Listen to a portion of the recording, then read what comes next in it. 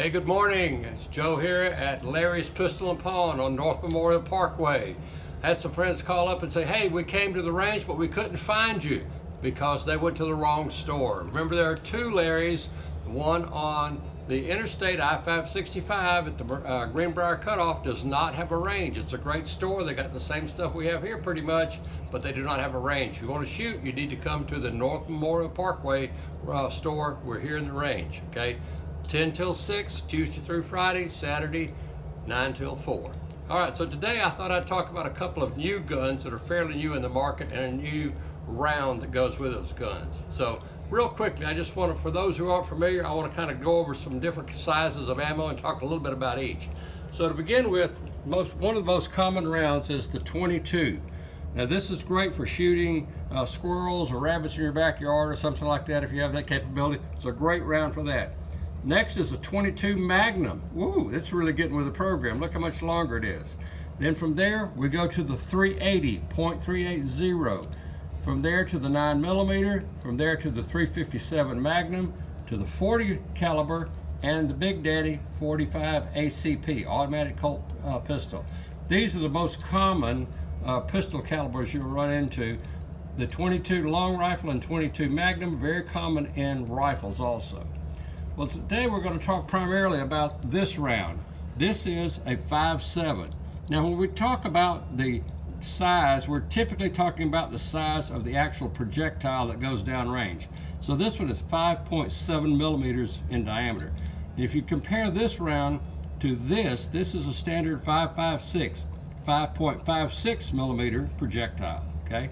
From there you have a really favorite round of mine. I shot this for you a couple weeks ago with a 300 Blackout, and of course now we're talking about the 6.5 millimeter Creedmoor and the Big Daddy here, of course, the 30-06 Springfield, which has been around forever, 30-06 in fact since 1906.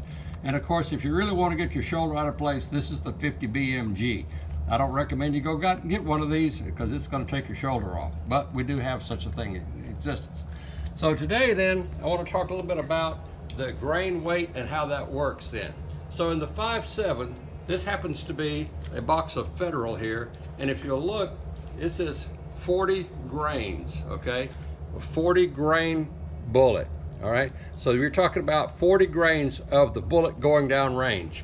So with this particular bullet that was developed by FN, and I'm wearing an FN hat today. I'm a big fan of FN. I like a lot of FN guns. Okay, we're back. We had to stop and take care of some shooters coming into the range, which is what we do here at Larry's Pistol and Pawn, North Memorial Parkway, where you shoot for 10 bucks, all you want to shoot.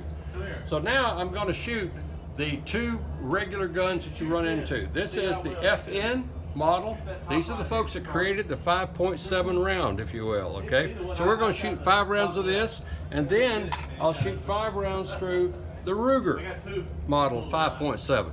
And they just call it the 5.7. That's all they refer to it, all right? So I'm going to run 5 rounds. Now the beauty of this magazine is you can put 20 rounds in this thing. I'm only going to run 5 through it today. Ready to fire. On the firing line.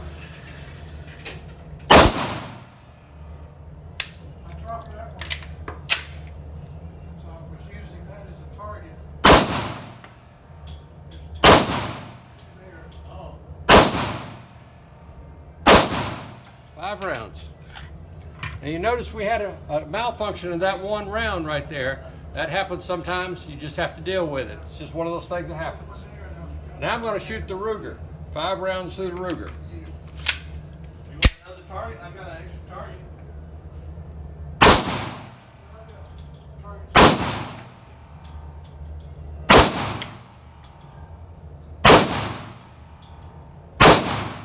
There we go. Drop the magazine. Let's see what we did today.